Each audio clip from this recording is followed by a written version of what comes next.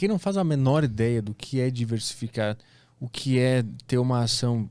Porque eu já tentei explicar pro Caio, eu não consegui explicar direito que porra era aquela. Uma ação é um pedaço de uma empresa que você negocia na Bolsa de Valores.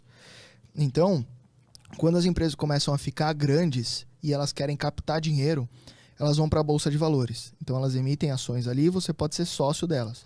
Cada ação é um teco de uma empresa que você tem. Então, se você tem ações da Klabin, você tem direito a uma parcela dos lucros da Klabin. E são os dividendos? Que são os dividendos ou juros sobre capital próprio. Tá. Só que tem algumas empresas que não distribuem esses lucros. São empresas que reinvestem nelas mesmas. Mas aí, normalmente, você vai ter um ganho em termos de cotação. Então, tem duas formas de você ganhar dinheiro no mercado de ações. Um é com a valorização dessas ações, que são tecos de empresas. Porque quando as empresas estão indo bem, o mercado interpreta normalmente de uma forma boa. Então, cada fração daquela empresa vai valer mais. Ou, quando uma empresa já está num setor consolidado, ela fala, eu vou remunerar os meus sócios. E quem são os sócios? São os acionistas, são os detentores daquele teco de ação. E o mais legal do mercado financeiro, falando do mercado acionário aqui, é que a minha ação é a mesma do dono da empresa. Então não tem como eu ser remunerado de forma diferente dele. Eu comprei uma parcela do negócio dele também. Então, se eu tenho uma ação e o dono do Itaú tem 10 mil ações, na hora de distribuir o dividendos, ele vai ganhar 10 vezes mais que eu. Uhum. Entendeu? Não tem essa diferenciação. Assim. O que eu não entendo é o que de fato é eu ser sócio de alguma empresa. Eu cliquei num botão e apareceu lá no meu computador que eu tenho 10 ações da Renner, por exemplo. Tá. O que de fato é isso? Eu só sou sócio, só isso. Você é dono de uma parte da empresa. É isso, cara. Esse conceito é muito estranho de entender. Tem que tentar pensar como um empresário, velho. Você não é o fundador, mas você tá junto no business com o cara, velho. Essa...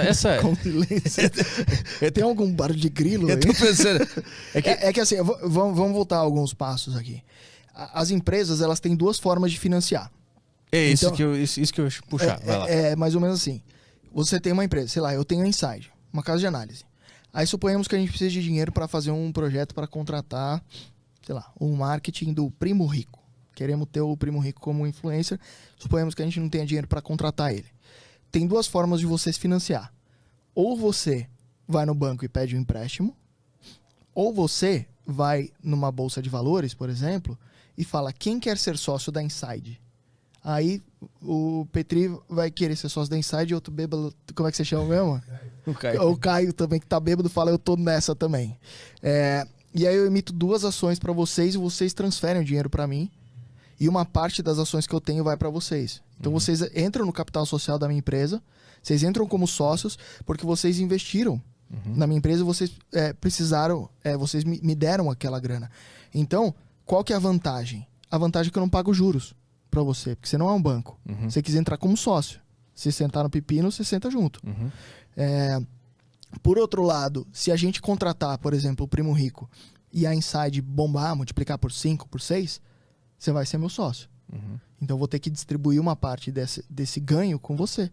Porque a gente fracionou em mais vezes a minha companhia, entendeu? A minha empresa. Então a grande beleza da Bolsa é essa. Ela permite com que as empresas se financiem sem pagar juros. Só que ao mesmo tempo ela divide a pizza em muito mais gente.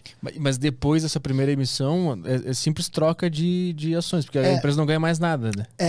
Depois ela pode fazer follow-ons, né? Que são emissões de novas ações, para captar mais dinheiro. Mas aquela ação que a gente fica comprando ali no home broker... Você nunca sabe se é da primeira leva, do IPO, ou da segunda, ou da terceira.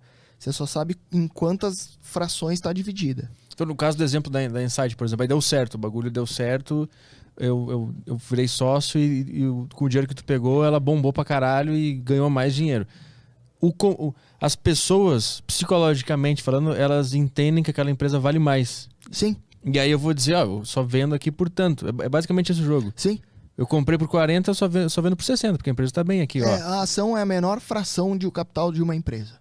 Sim. Então você pega uma empresa que vale 10 bilhões, se você tem 1 bilhão de ações emitidas, se você decidiu se dividir em 1 bilhão de vezes, cada parte dela deve valer R$10. Sempre que você faz uma analogia com uma pizza, assim, você consegue entender melhor. Mas depois que eu tenho a ação e a... É que o que eu não entendo é por que a ação aumenta o valor. E é uma questão muito... E é outra parada. Porque o que eu imagino, eu comprei a ação da Inside, nesse exemplo que a gente tá dando. E aí deu certo, a empresa deu certo. O que faz a minha ação valer mais agora, era R$10, agora ela vale 20, é porque as outras pessoas querem também ser sócio. É isso. Exatamente isso. O mercado, ele fica cada vez mais eficiente. Quanto mais trocas você tem de ações de mão, mais eficiente ele fica do ponto de vista que uma empresa que tem maior demanda por ações, mais gente querendo aquela coisa, faz com que o preço suba. E mais gente não querendo aquela coisa, ou seja, vendendo aquela coisa, faz com que o preço caia. É basicamente isso, é a lei da oferta e da demanda. Então, suponhamos, a gente faz esse marketing com Primo Rico, por exemplo. A Inside bomba, o faturamento, sei lá, duplica, triplica. Não é justo o faturamento triplicar, o lucro triplicar, e uma fração da minha empresa valer a mesma coisa. O mercado é relativamente inteligente, ele vai ver esse número, vai falar, isso aqui tem que valer 3 vezes mais, teoricamente. Mais pessoas comprando vão fazendo com que o preço suba. Por outro lado, se a gente gasta R$1 milhão com o Primo Rico e não vem nenhum cliente para a Inside, por exemplo, vão falar, a Inside torrou R$1 milhão e não deu certo. O faturamento ficou o mesmo. Então só perdeu R$1 milhão. Então ela cada parte dela não deveria valer a mesma coisa, deveria valer menos. Por quê? Porque ela torrou R$1 milhão, então cada mini fração dela deve custar menos, porque ela tem menos dinheiro em caixa. Se ela tinha 1 milhão em caixa, agora ela tem 0. Se ela tinha 2 milhões, hoje ela tem 1 milhão. Então, tem a ver, uma coisa é o fundamento, que é o que a empresa o quanto que ela vale. Outra coisa é o tanto que os agentes acham que ela deveria valer. Que são os seres humanos ali, comprando e vendendo. Uma coisa é o que determina o valor intrínseco, né? O quanto que deveria valer aquela empresa, que é isso que os nossos analistas ficam calculando o dia inteiro. Então a gente tem um time lá com 10 analistas na Inside. Eles ficam estudando quanto que as empresas deveriam valer e dividem pelo número de ações que a empresa tem.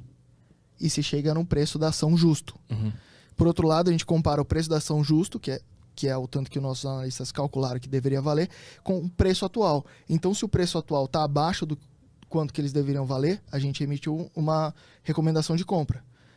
Se a empresa está negociando acima do quanto cada fração dessa deveria valer, é uma recomendação de venda.